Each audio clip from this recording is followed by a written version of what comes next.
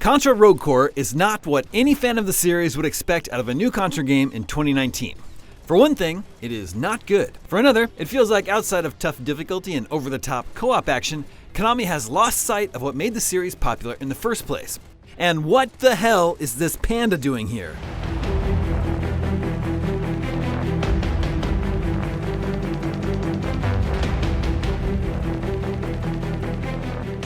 In Contra Rogue Corps, you're thrust into the center of a massive alien invasion, as per usual. The campaign takes place in the Damned City, which is ground zero in the war, supposedly shortly after the events of Contra 3, the Alien Wars. The story is far from memorable, unsurprisingly, and barely gives any context for all the generic alien slaughter. Plus, the juvenile humor is extremely off-brand. Contra has never taken itself too seriously, but this cheesy Duke Nukem-level banter is stilted and forced.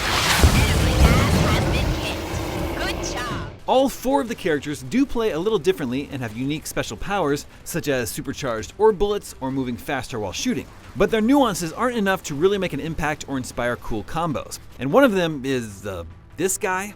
He's named Hungry Beast and really just feels out of place here. Rogue Corps is split into 3 different ways of playing.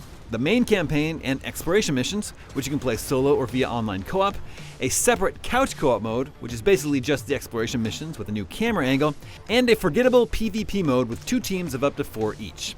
Playing co-op certainly helps alleviate some of the monotony, as is the case in nearly any game, but it doesn't fix any of the actual problems.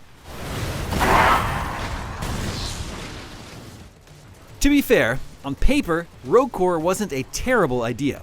Flipping the formula on its head to deliver a twin-stick style shooter in fully 3D environments is certainly an ambitious approach, and it absolutely could have worked like it did for Neo Contra back on the PS2.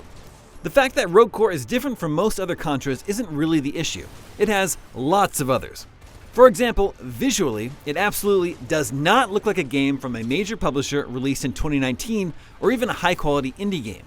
Textures are poor and repeated ad nauseum across the entire 20-plus hour campaign. It doesn't really play well either. You get bland, boring mission objectives such as reach the end of the level or destroy enemy spawn points, and they're copy and pasted over and over. The icing on the cake is that the movement and shooting just feel sluggish and clunky. While the classic Contras built a reputation for being hectic and challenging, yes, it was also precise and calculated. Rogue Corps, by contrast, feels more like chaos for the sake of chaos. Many enemies will just bum rush you and force you to kite entire swarms while running backwards and shooting. You'll use that same strategy again and again. Twin-stick shooters have their own brand of exciting horde management that works when done well, but it doesn't fit here. And even though Contra's iconic spin jump move is technically here, it's far less useful when the vast majority of levels are flat and confined.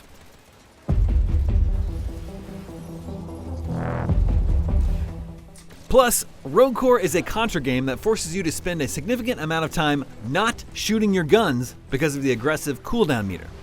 There's no ammo, but instead every gun overheats after a brief upgradable period. While it's consistent as a design choice, it severely restricts the fun and feels very anti-Contra.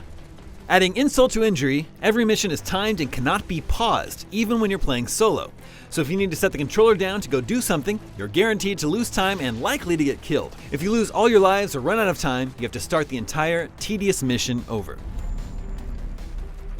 The one bright spot Rogue Corps has going for it, at least at first, is the progression system.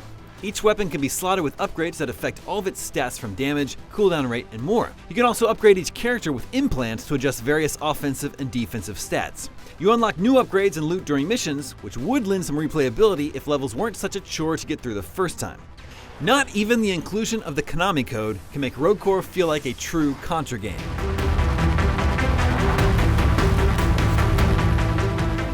Another opportunity to revive one of gaming's most iconic franchises goes down as more of a disappointing whimper. If Konami hadn't slapped the Contra name on Rogue Corps, no one would have guessed it was supposed to be part of the series, but since it's there, it will serve only to disappoint long-term fans. It lacks the franchise's identifiable gameplay, fumbles the tone and atmosphere, and simply isn't a good enough twin-stick shooter to stand on its own. If you're looking for something more like the classic Contra games of old, you should check out the Contra Anniversary Collection or the indie gem Blazing Chrome instead. For more Contra goodies, make sure and watch our Rogue Corps co-op walkthrough and a breakdown of what's in the Contra Anniversary Collection. And for everything else, stick with us right here at IGN.